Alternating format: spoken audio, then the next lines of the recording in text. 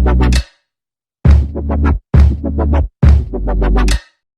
some past papers, you will come across a question such as this, where you are asked to assess which sort of fitness test is the most appropriate for different components of fitness. And what they're asking here is the validity. So we'll look at this single question, but we'll also apply it to a number of others. So they could ask you this for any component of fitness. So here, obviously, we are talking about maximal strength, but strength could be swapped out for power, flexibility, aerobic endurance, balance, coordination.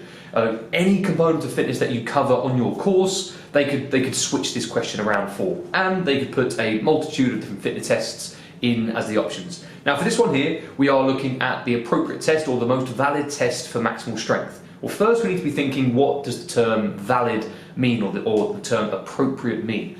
Well, essentially it's the result. How closely related to the component of fitness is that result? How much of that result is determined by the quality of a person's specific component of fitness? So if we do take the sprint test, for example, yes, maximal strength will come into it. Strength being the maximum force output of a muscle in one contraction.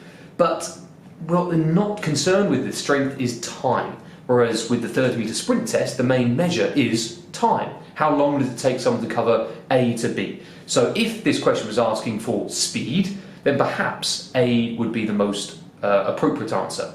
B, the hand grip dynamometer test. Now yes, the dynamometer test is appropriate and it is valid for strength, but we also have to bear in mind that it's quite limited in what part of the body, as in what location of the body, we're actually testing. Now for the hand grip dynamometer test, it's literally just in the performer's grip. It's just in their hand, which is assessing the foregrip strength. Well, what about a footballer? What about with someone who has got lower body strength, but not perhaps upper body or limb strength? So it's a possibility, but let's move on. C, the 1 rep max test. Now 1 repetition maximum tests, they are ordinarily used with larger movements or compound movements. If we're checking for overall bodily strength, we could always restrict it and isolate it to a particular muscle, but ordinarily it's a deadlift, it's a bench press, it's a squat. The 3 fundamental compound movements. If we were to measure someone's 1 rep max in those movements, that would be a fantastic indicator for maximal strength, because they're going to be hitting high numbers. These are some of the best movements that a body can produce or do and move the most, or have the most force output in the process of doing that. So for all-round maximal bodily strength, 1 rep max tests are brilliant.